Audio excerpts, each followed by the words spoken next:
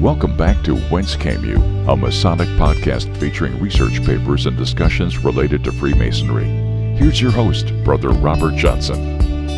This is episode 371. Welcome back to the show. I really appreciate you all coming back. Thanksgiving is just around the corner, so I wanted to first and foremost just say that I hope you all have a wonderful Thanksgiving. Myself, I don't really like Thanksgiving foods. It's a little bit rich for me, and aside from maybe pumpkin pie or pumpkin flavored cookies and all of that stuff, which is really not pumpkin flavored, is it? It's more of just cinnamon nutmeg flavor, everything. But I hope you guys all have a great time. I'm going to dig into a bowl of Cocoa Puffs, which has been my tradition since I was 17 years old and decided I don't like turkey, but I like Cocoa Puffs. So anyway, happy Thanksgiving. A couple pieces in the news. I just want to give a really big thank you again to William A. Parks Jr., 33rd Degree, for his awesome review of It's Business Time, Adapting a Corporate Path for Freemasonry, the book that we had written with John and myself. It was a really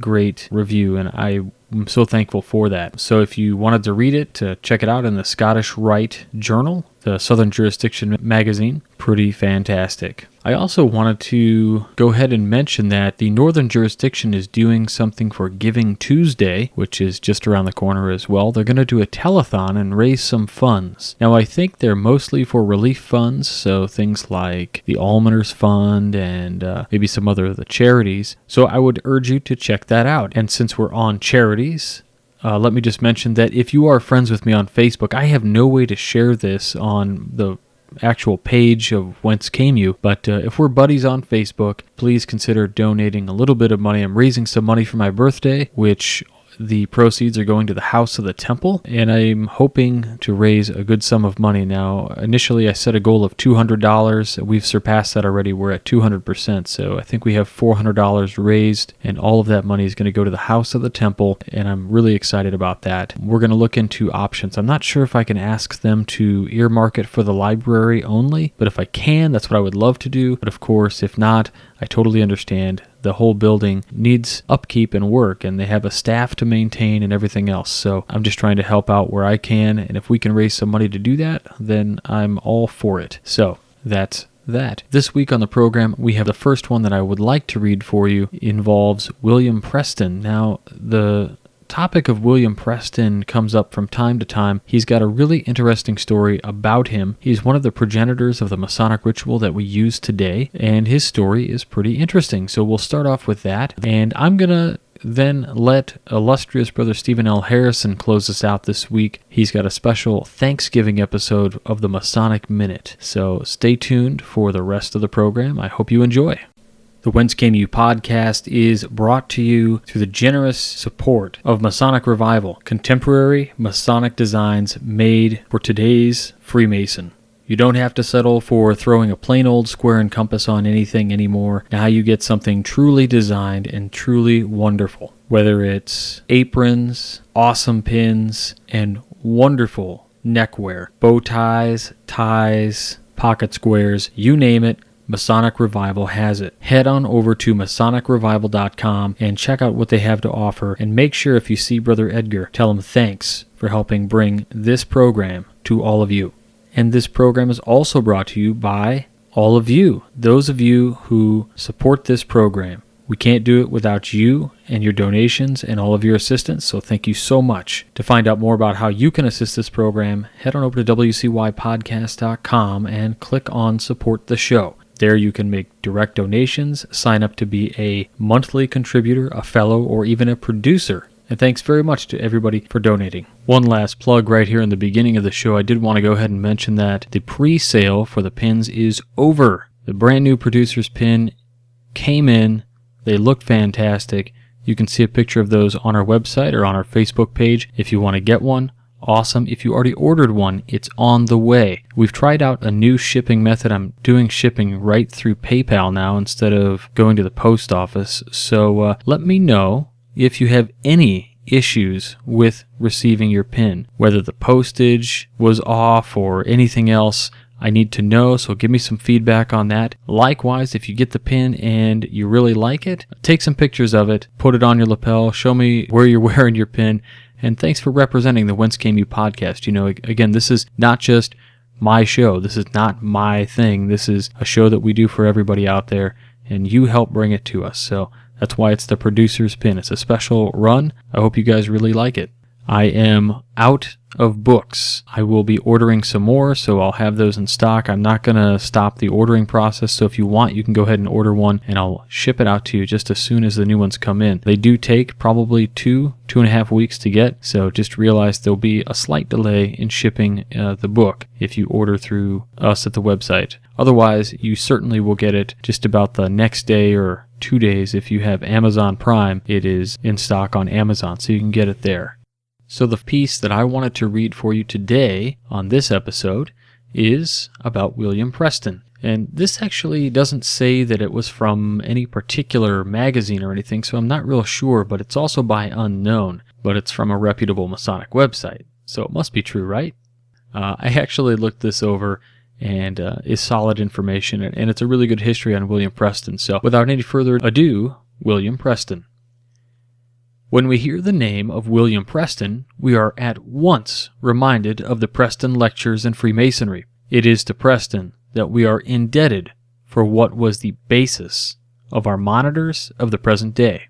The story of his literary labors in the interest of the craft, and how they aided in making Masonry one of the leading educational influences during the closing decades of the 18th century, is one of absorbing interest to every member of this fraternity. William Preston was born in Edinburgh, Scotland, August 7th, Old Style Calendar, July 28th, 1742. His father was a Writer to the Signet, a law agent peculiar to Scotland and formerly eligible to the bench, therefore a man of much educational standing. He naturally desired to give his sons all the advantages which the schools of the day afforded. A young Preston's education was begun at an early age. He entered high school before he was 6 years old. After the death of his father, Preston withdrew from college and took employment as a secretary to Thomas Rudiman, a celebrated linguist, whose failing eyesight made it necessary for Preston to do much of the research work required by Rudiman in his classical and linguistic studies. At the demise of Thomas Rudiman, Preston became a printer in the establishment of Walter Rudiman, a brother of Thomas, to whom he had been formerly apprenticed. Evidence on Preston's literary ability was first shown when he compiled a catalogue of Thomas Rudiman's books. After working in the printing office for about a year, a desire to follow his literary inclinations prevailed, and, well supplied with letters of introduction, he set out for London in 1760.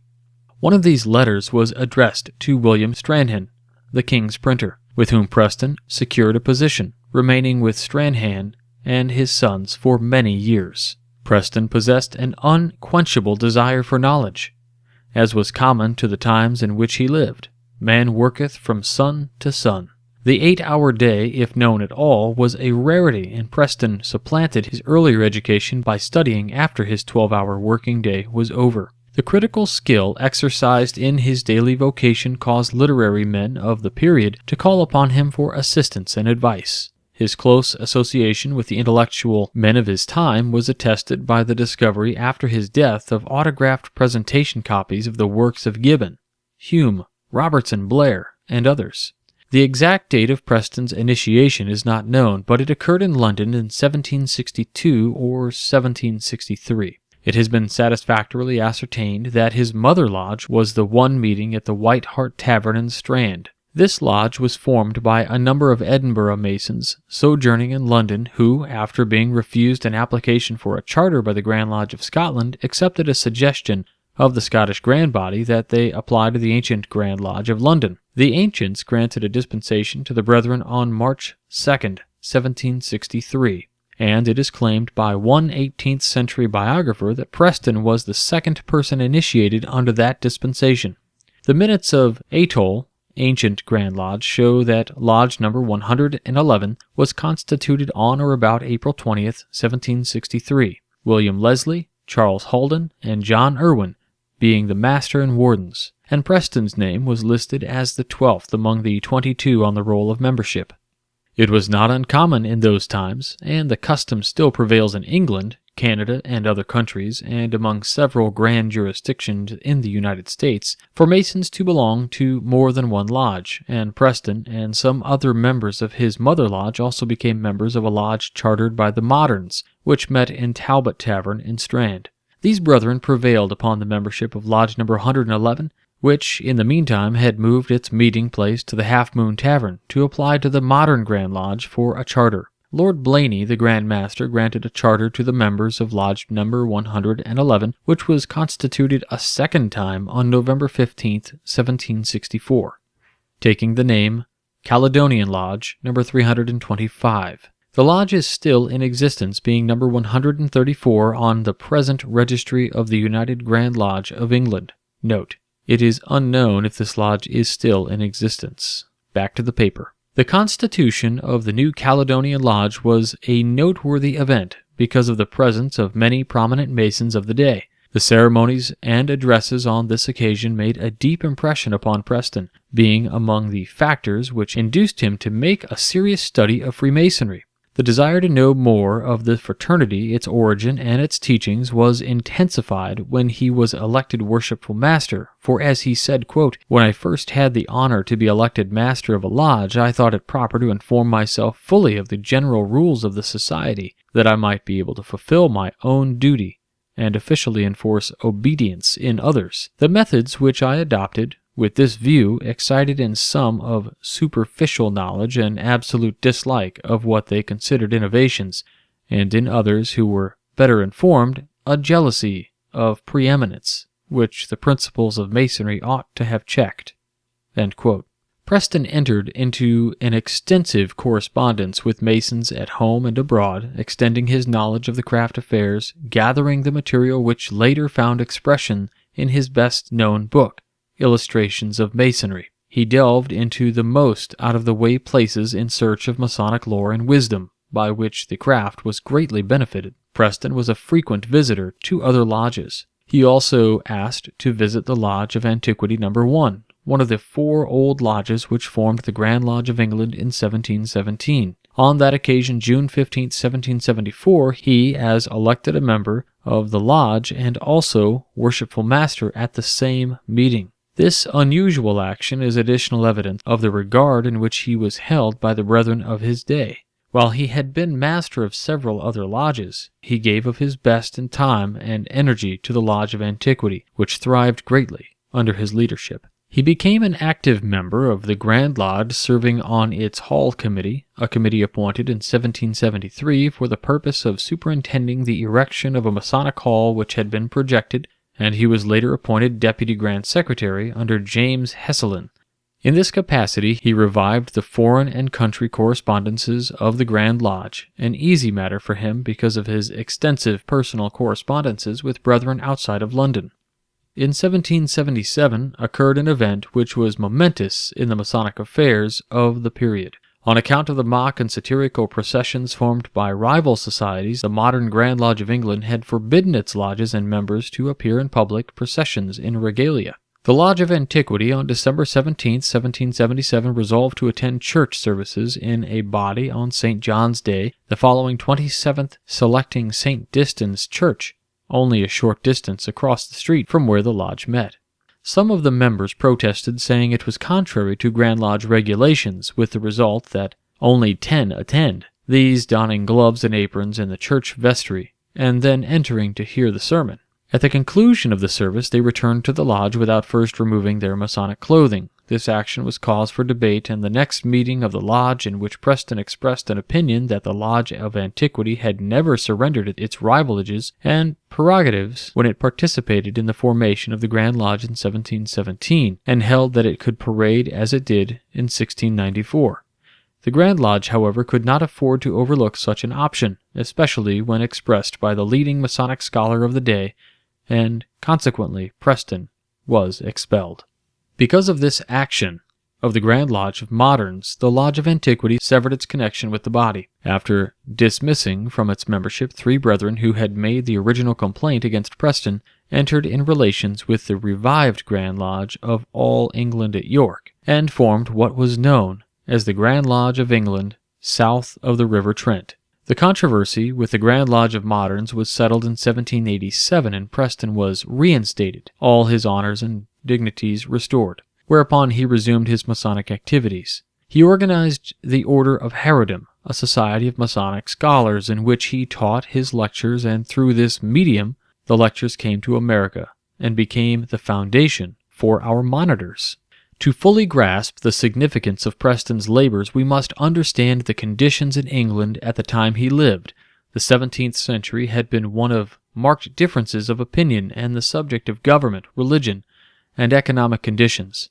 The 18th century, following the ascension of Prince George of Hanover to the throne of England as King George I, witnessed an era of peace and prosperity in the country. With the exception of the wars against the French and later the Revolution in America, England met no obstacles to her conquests of trade. The strife of opening years of the century calmed down, and the people became adjusted to their new conditions. It became a period of formalism. Literature, which thrived under the patronage of the wealthy, partook of an ancient classical nature, spirit being subordinated to form and style. Detailed perfection of form was insisted upon in every activity, and undoubtedly the insistence for a letter-perfect ritualism, still so apparent in Freemasonry, had its origin in the closing years of the 18th century. While the well-to-do classes lived in comfort and ease, the laboring and farming classes had not yet entirely emerged from the adverse conditions confronting them for so many decades. True, the cessation of wars and the development of domestic and foreign trade also had an influence in the circles not actively participating in the new development. A spirit of freedom and independence continued to express itself. Public education, as we know it today, however, did not then exist.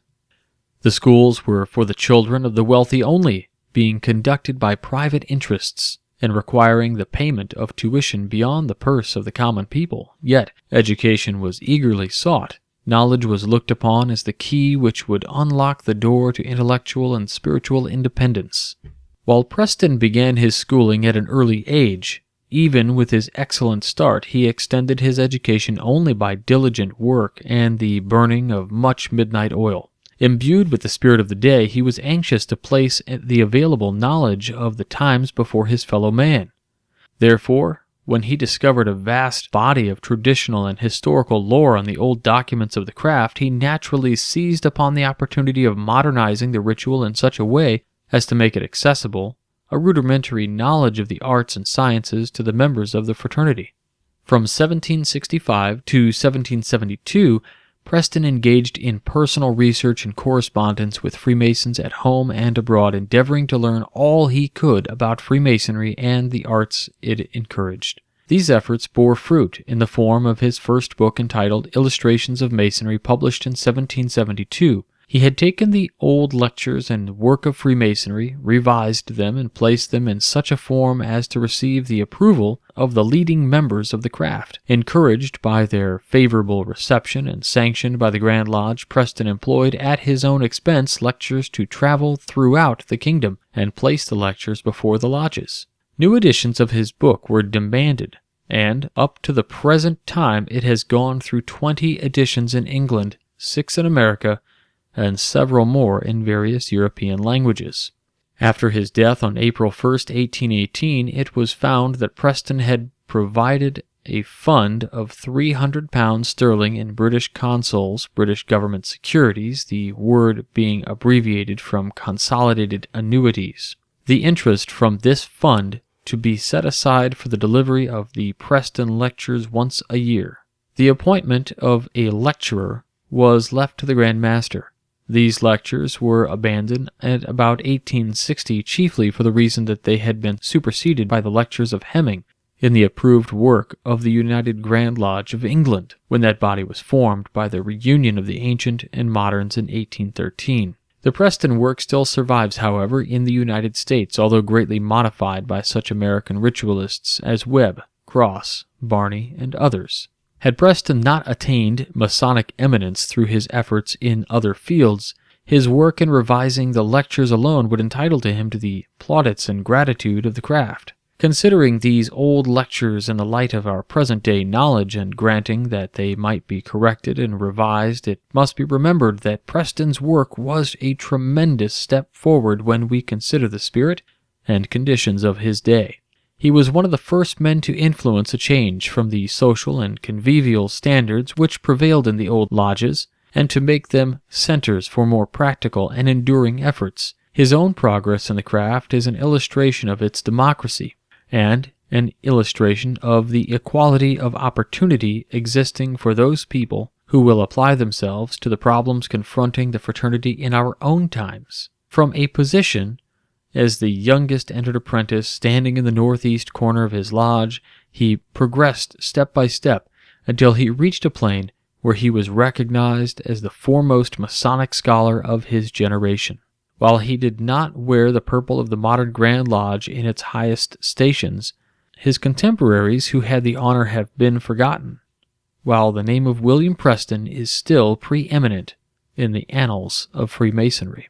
Equality of opportunity, as Freemasonry stands for it, means equality of opportunity for service. The honors of office are not the Masonic test of service. He who contributes to the Mason's search for light that will enable the craftsman to more intelligently and efficiently serve his God, his country, his neighbor, his family, and himself, is rendering the most enduring quality of service. This was true in Preston's time. It is equally true in ours. Fortunate is the lodge that has a modern Preston in its membership who seeks to lead the craft in its clearer understanding of the symbolism and the teachings of Freemasonry, to the end that Freemasons of today may sustain in the high standard of effective and unselfish service to mankind which has characterized and distinguished the fraternity in the generations and ages gone.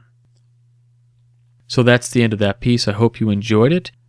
Now comes the point in the show where I ask you to help support this show. How do we do that? Well, we have a bunch of different ways to do that today. If you head on over to wcypodcast.com, you can click on direct donation through PayPal, which we briefly touched on in the beginning of the program. Of course, you can make that one-time donation, or you can sign up to be a monthly contributor. Contributing $2 a month, $5, or even $10 a month, whatever you choose really helps the program out. Of course, we have a limited edition shop where you can pick up any number of items that come direct from us. Help us out by going to MasonicRevival.com, but also we have some other affiliates that are really important. Banker's Best, one of the most unique things we've ever done, is to work with Brother Levi Banker out of St. Louis, who owns his own company called Banker's Best Beard and Skincare. He's been so generous. If you head to wcypodcast.com, click on More, then click on Banker's Best, and you can check out a bunch of the different products he's got. He's got a whole line of beard care products, skin care, oils, balms, all of this stuff, and he has been doing it a long time. He knows a lot about it. Everything is handmade, quality items. We even came up with the King Solomon's Reserve Beard Balm, which is a few years old now, but remains one of the great products that he still offers. Even the artwork on the bottle was done by a brother. The nice thing about this particular product is 50% of the proceeds come back to the program. If you're a history guy like me, then you'll be pleased to know that what makes the beard oil and balm very special is that it was made utilizing the fragrances specific to the exports of King Solomon's time and location, which is amazing. So black fig and honey is the formula. Luxurious scent, as Levi says, truly fit for our first Grand Master. If you use the promo code BBWCY357 at checkout, you'll also get a little bit of a percentage off. Please check that out. Banker's Best, or just head on over to buybankersbest.com. We also have a code with On It. You can go to our website, click on More, then go to On It, and you can click through any of the links here, or just go to onit.com and use the promo code WCY at checkout. You'll get 10% off, and they'll send a little bit back to the program to help us out. And of course, it's business time. The book that I wrote with John T. Ruark, it is making some real waves, and people are using it and seeing success. So check that out on Amazon. You can click right to it. You can get it on Audible, Kindle, or in print, even on iBooks. And last but not least, I want to ask you to check out the Great Books program. You'll see the banner for it on the left-hand side, Intellectual Linear Progression. Use the promo code WCY, or you can just click on that link there, and you'll actually go right to the website and hear a little bit from Scott Hambrick about how awesome the program is. So that's it. I hope you guys enjoy, and thank you so much for helping us out. And with that, we're going to go right into this week's Masonic Minute, and we'll let Illustrious Brother Stephen L. Harrison close us out this week. So to everybody out there, thank you so much for listening. A shorter episode this week. It's Thanksgiving. I hope you guys don't mind, but I hope you all have a wonderful Thanksgiving. Thank you so much for listening to this program. If you like this, hang out with us on the Masonic Roundtable, going live every Thursday at 9:30, 8:30 Central. We changed the time, new day, new time. I hope you guys check it out. In addition, the awesome Masonic blog, The Midnight Freemasons, where we publish 3 articles every single week, Mondays, Wednesdays, and Fridays. Check that out as well. That's where you can find some great stuff from Illustrious Brother Stephen L. Harrison. And because I'm not coming back after this, Illustrious Brother Steve's going to take us out. Happy Thanksgiving, brothers. I know as you listen to this, the pain of facing another Blue Monday is much tempered by the joy of the approaching 3-day work week. Admit it, you're going to take Friday off, aren't you? I've never made that my habit. My philosophy is it's easier to get things done when the office is as empty and quiet as a ghost town. Besides, that's Black Friday. You can sit in the safety of your office while throngs at Walmart and Target trample themselves to snag that big screen TV they don't really need. But hey, it's a bargain. But we all know there is a deeper meaning to the holiday. It's a time we can set aside to be with friends and family and to be thankful for those relationships, as well as the bounty of our country, which most of us share. And what's Masonic about that? Many lodges celebrate with a Thanksgiving dinner, or like my own lodge, provide one to a deserving family or group who might not have the means to celebrate with the rest of us.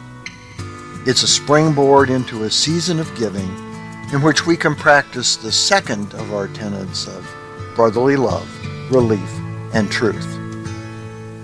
We all know the story of the Pilgrims and Indians celebrating the first Thanksgiving. First in the New World it may have been, but it was not the first United States Thanksgiving since, at that time, the U.S. did not exist. Brother George Washington proclaimed that first U.S. official Thanksgiving celebration in 1789 when he declared November 26th to be set aside not to be thankful for the nation's bounty, but to give thanks for the newly adopted Constitution. Washington also enjoined people to, quote, unite in most humbly offering our prayers and supplications, beseeching God to pardon our national and other transgressions.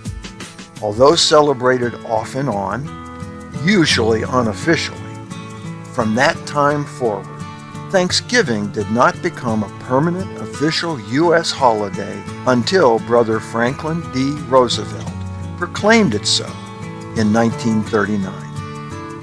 So once again, happy Thanksgiving, brothers. May we all reflect on what we have to be thankful for as we celebrate happily passed out in front of a football game in our tryptophan-induced stupors. For the Whence Came You podcast, this is Steve Harrison with the Masonic Minute. You've been listening to Whence Came You, a Masonic podcast featuring research papers and discussions related to Freemasonry with your host, Brother Robert Johnson. Be sure to join us for our next edition.